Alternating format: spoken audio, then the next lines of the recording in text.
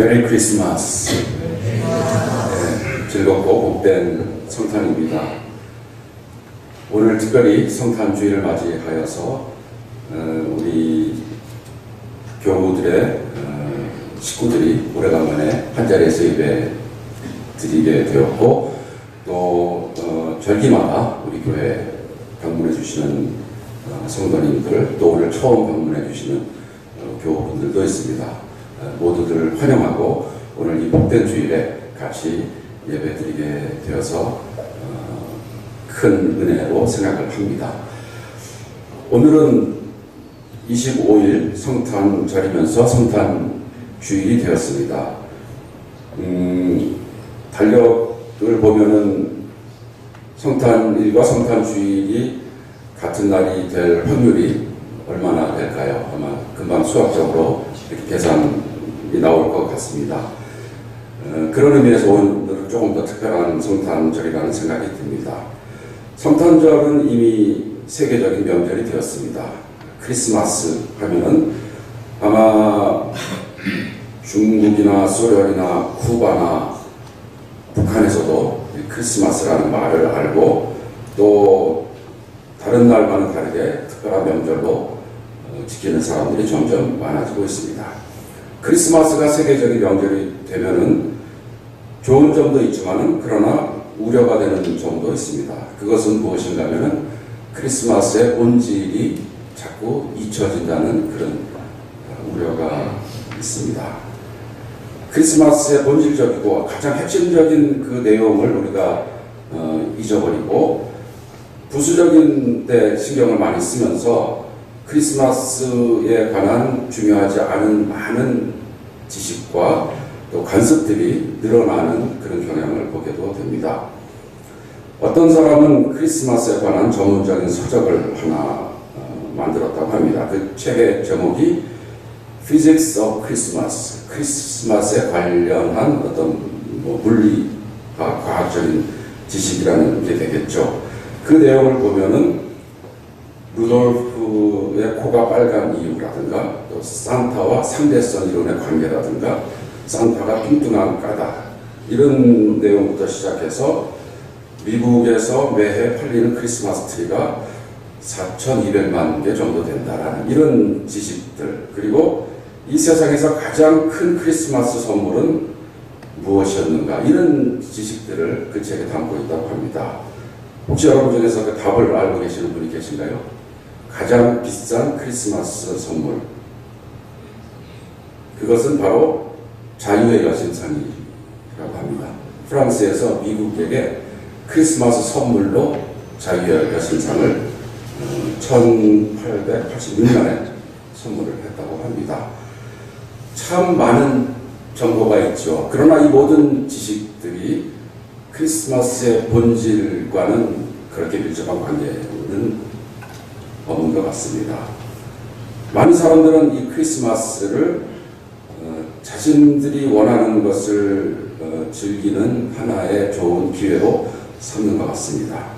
1994년 12월 25일에 중고등학생 3,000명이 동틀 무렵에 남산에서 집단으로 화상하는 그런 사건이 있었다고 합니다. 저는 그때 10살도 안 되었기 때문에 기억은 없습니다만, 혹시 여러분 중에서 그 3,000명 중에 속했던 분이 혹시 계실지는 모르겠는데 아마 안 계신 것 같습니다. 이들은 크리스마스 때 어른들 몰래 남산에서 밤새 파티를 하고 밤을 새면서 밥도 짓고 술도 마시고 야외에서 전축을 들고 트위스트 춤을 추면서 밤을 새다가 아침이 되어서 도시로 내려왔다, 이런 그 기사가 신문에 있었습니다. 그날 1964년인데도 불구하고 35만이 도심에서 모여서 밤을 새면서 사상 최악의 방난과 무질서의 밤을 만들었다, 이렇게 보도를 하고 있습니다.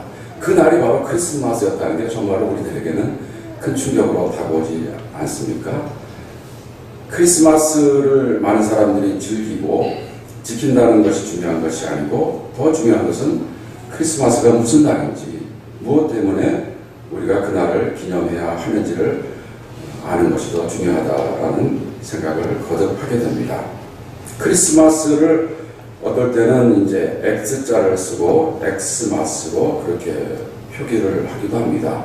많은 사람들이 그것을 보고 엑스마스 그렇게 이야기를 하는데, 그러나 그것은 이제 잘못된 것이죠.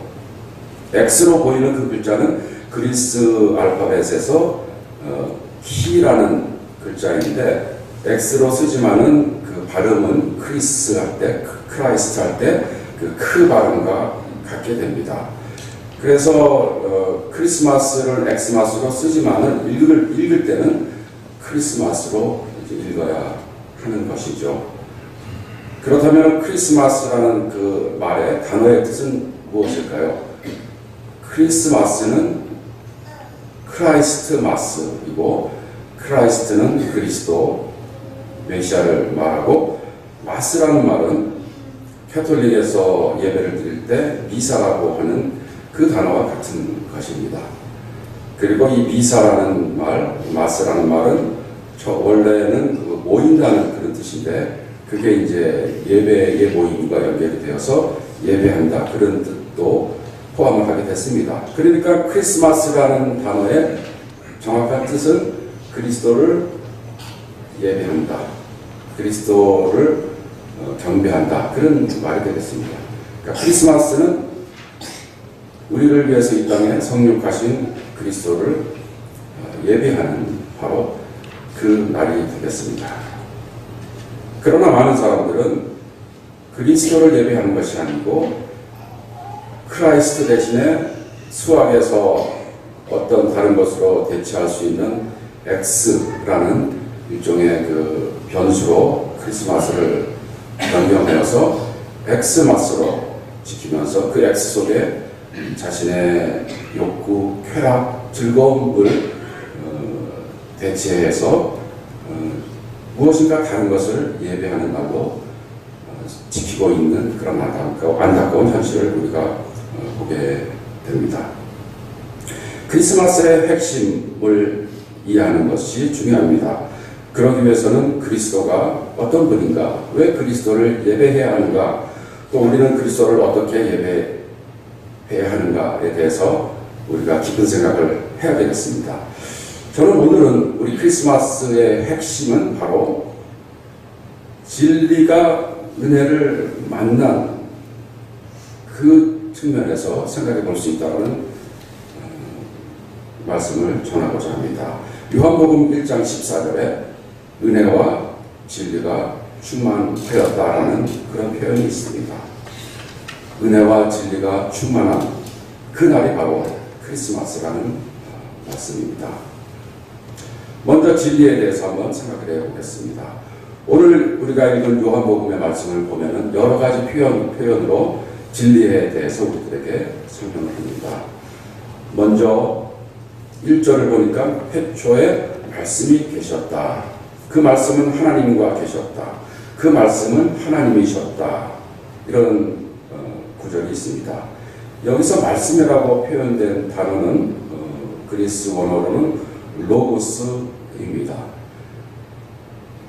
그래서 이 말씀은 단지 우리가 쉽게 생각하는 말보다도 더 깊은 의미가 있습니다. 어떻게 보면 이성, 합리성, 법칙, 원리 이런 의미를 포함하고 있습니다. 따라서 태초에 말씀이 계셨다라는 그 뜻은 태초에 하나님께서 온 우주를 창조하시고 다스리는 그 법칙이, 그 원리가 있었다라는 뜻으로도 이해할 수 있습니다. 그래서 2절에서는 이렇게 얘기를 합니다. 그는 태초에 하나님과 함께 계셨다. 모든 것이 그로 말미암아 창조되었으니 그가 없이 창조된 것은 하나도 없다. 이렇게 말씀을 하고 있습니다. 그런 의미에서 이 로고스는 진리이고, 그 진리는 만물을 창조하고 운영을 하는 그러한 진리다. 이렇게 우리가 생각해 볼 수 있습니다. 아마 우리 인간들이 생각하는 과학적인 진리도 그 로고스의 한 작은 부분이라고 생각해 볼 수 있습니다. 그러나 이 로고스는 인간의 과학을 훨씬 넘어서는 그러한 진리를 담고 있습니다. 우리 인간의 삶에 관한 진리, 인간의 역사, 인간의 문명, 우리가 알고 있는 모든 것에 관한 법칙들, 보편적인 원리들을 담고 있는 것이 바로 이 로고스다, 이 진리다라고 생각해 볼 수 있습니다.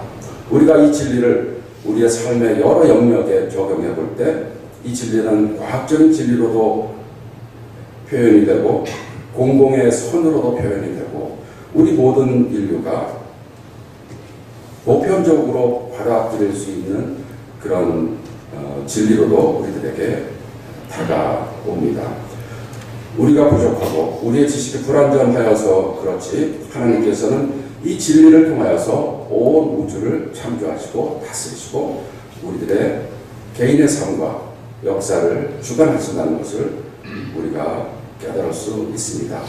바로 이 진리가 우리에게 오신 날이 성탄절입니다. 오늘 읽은 본문은 또 진리를 다른 비유로 표현을 하고 있는데 그것은 바로 빛입니다. 빛이라는 것이 어떤 역할을 합니까? 구절을 보니까 참 빛이 있었다. 그 빛이 세상에 와서 모든 사람을 비추고 있다. 그는 세상에 계셨다. 세상이 그로 말미암아 생겨났는데도 세상은 그를 알아보지 못했다라는 표현이 있습니다. 빛은 어두운 것을 밝히는 역할을 합니다. 촛불이 암흑을 밝히는 것처럼 감추어졌던 것, 은폐되었던 것, 숨겨졌던 것들이 빛을 통해서 다 드러나게 됩니다. 진리는 바로 또 그런 뜻을 갖고 있습니다. 진리라는 단어, 원래 그리스 단어는 알레테이아라는 단어가 쓰여졌습니다. 알레테이아라는 단어의 원래 뜻은 감춘 것이 드러난다, 덮어놨던 것이 벗겨진다, 이런 의미를 갖고 있습니다.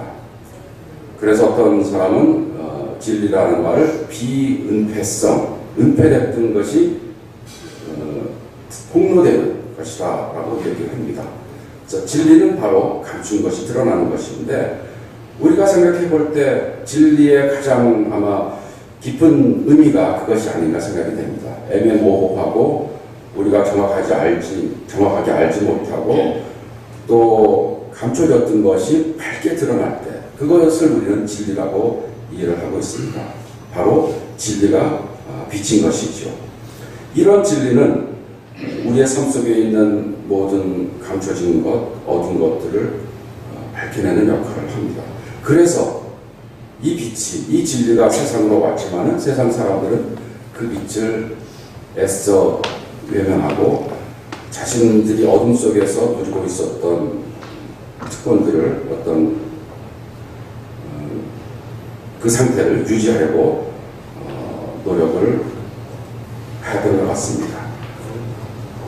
많은 사람들이 무엇이 진리이고 무엇이 참인지 알 수 있지만은 그러나 그들은 의도적으로 진리에 대해서 무관심하거나 혹은 애써서 진리를 피해 다니는 삶을 살아왔습니다. 그러나 이 진리를 만난 사람들은 어떤 어려움이 있다 할지라도 이 빛을 찾아서 또 온 세상을 다스리는 보편적인 원리를 찾아서 삶을 살아왔습니다. 바로 로고스와 같은 진리, 빛과 같은 진리가 오늘 이 성탄을 통해서 우리들에게 왔습니다.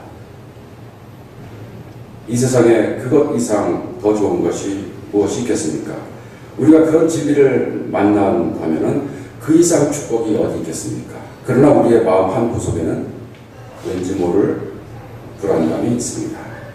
왜냐하면 어느 누구도 빛이 우리를 환하게 비칠 때 조금도 거리낌이 없고 부끄러움이 없는 삶을 사는 사람은 아무도 없기 때문입니다. 진리는 어떻게 보면 그 자체로는 우리들에게 부담을 주고 두려움을 주기도 하는 것 같습니다. 운전을 할 때 뒤에서 경찰차가 불을 켜고 따라오면 왠지 불안합니다. 저만 그런가요? 네. 그러다가 그 차가 차선을 바꿔서 쭉 지나가면 그때야 마음이 비로소 편합니다. 내가 아까 무슨 신호를 위반했나, 차선을 위반했나, 계속 그런 생각을 할 수밖에 없습니다. 우리 인간은 불완전하기 때문에 진리인 로고스를 완전히 이해할 수도 없습니다. 그렇기 때문에 늘 불안하고 불완전할 수밖에 없습니다. 또 우리들은 자유의지가 있고 우리 각자 자신들이 원하는 어떤 목적이 있고 이익이 있기 때문에 우리가 알면서 혹은 우리가 또 모르는 사이에 다른 사람들과의 관계 속에서 잘못을 저지를 수도 있습니다. 때로는 우리가 우리의 이기적인 욕구 때문에 잘못된 판단을 하고 나중에야 그것을 깨닫고 후회하는 경우도 있습니다.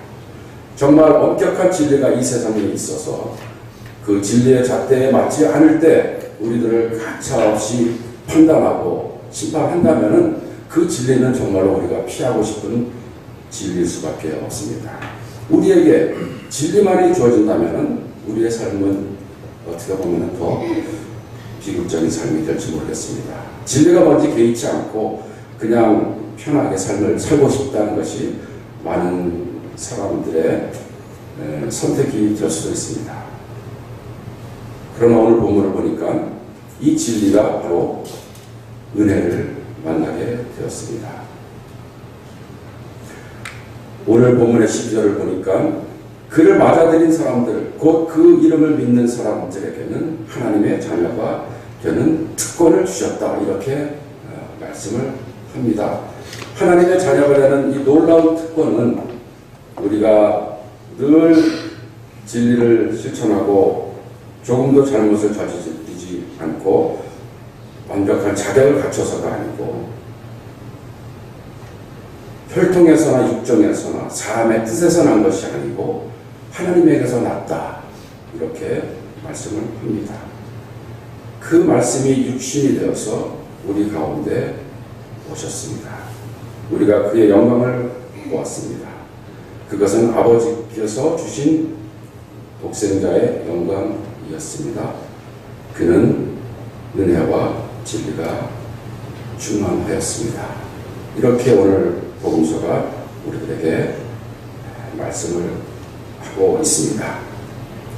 그 높으신 영광의 자리에 계신 하나님께서 낮고 천한 우리의 수준에 맞춰서 유한하고 많은 제한이 있고 그리고 그때그때 마음이 변하는 우리 인간의 삶 속으로 오셔서 그 가운데 하나님께서 임하셨다는 것, 그것 자체가 우리들에게는 무엇보다도 놀라운 은혜입니다.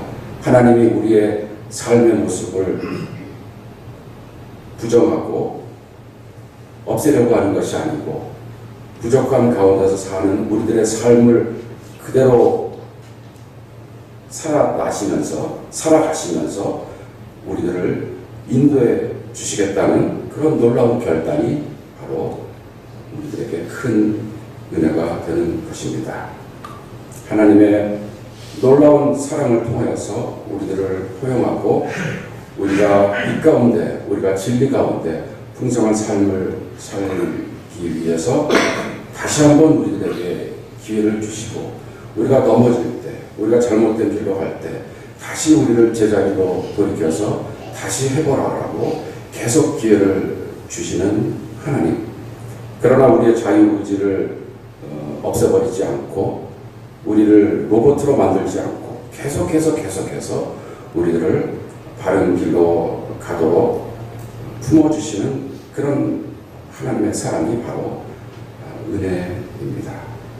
하나님께서는 그런 사랑이 있기 때문에 바로 그리스도를 우리들을 위해서 보내주셨고 지금도 우리들을 하나님의 사랑으로 품어주시는 것입니다.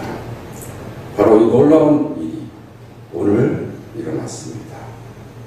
진리가 은혜를 만났습니다. 은혜가 진리를 만났습니다. 그리스도의 탄생을 통해서 우리들은 완전한 진리를 보고 완전한 은혜를 봅니다. 이 두 은혜와 진리가 또 하나가 되었습니다. 이 깨달음 자체가 우리들에게는 구원의 깨달음이 됩니다. 온 우주를 지으신 하나님께서 우리 한 사람 한 사람을 사랑하셔서 우리들을 구원하시기 위해서 우리에게 오신 날이 바로 성탄절입니다. 우리가 살고 있는 이 세계에서 우주적인 변혁이 일어나는 것입니다. 아마 대운석이 지구를 향해서 달려오다가 그 운석이 지구와 충돌한다면 우리 모두는 엄청난 충격을 받고 달라진 운명에 대해서 큰 우려를 할 것입니다. 그것은 굉장히 나쁜 운명이지만 그러나 그 반대로 그것보다 더 큰 스케일의 우주적인 사건이 바로 성탄일에 일어난 것입니다. 하나님께서 우리를 찾아오시고 그 찾아오신 하나님의 모습을 볼 때 그 가운데 진리와 은혜가 충만한 것을 우리가 발견하게 되는 것입니다. 오늘 성탄을 맞이하는 우리들도 진리에 충만한 삶, 또 은혜가 가득한 삶을 사는 모습으로 변화되기를 바랍니다. 이 세상에 많은 유혹이 있다 할지라도 우리는 끝까지 진리 편에 서야 하겠습니다. 어둠 가운데 숨지 말고 빛 가운데로 걸어 나와야 하겠습니다. 또 하나님으로부터 은혜를 받은 사람으로서 우리 주위에 있는 사람들에게 사랑을 전하고 연민을 베풀고 넘어진 자를 세워주는 그런 삶을 사는 우리가 되어야 하겠습니다. 2016년의 성탄절은 다른 어떤 때보다도 우리들에게 더욱더 큰 의미로 다가옵니다. 이 세계, 이 사회, 우리의 가정, 우리 각자, 우리 교회는 어느 때보다도 진리와 은혜로 우리에게 찾아오신 그리스도를 간절하게 기다립니다. 그분이 우리 삶 가운데 오셔서 우리 모두의 삶을 송두리째 변화시킬 수 있도록 우리 모두의 마음을 활짝 여는 우리 모두가 되기를 간절하게 바랍니다. 같이 기도드립시다. 참 빛이신 예수님, 주님께서 어두운 세상에 오셨지만은 우리들은 그 빛을 알아보지도 못하고 흑암 속에서 오래 헤매며 살았습니다. 영원한 말씀이 육신이 되어 은혜와 진리를 충만하게 보여주셨지만은 우리는 은혜도 진리도 온전히 드러내지 못하는 삶을 살아왔습니다. 주님, 오늘 성탄을 통하여서 우리 삶의 어두운 것을 환하게 밝혀주시고 또 우리 한 사람 한 사람이 진리의 빛이 되어서 온 세상을 환하게 비출 수 있도록 축복해 주시옵소서. 감사드리며 예수님 이름으로 기도드립니다.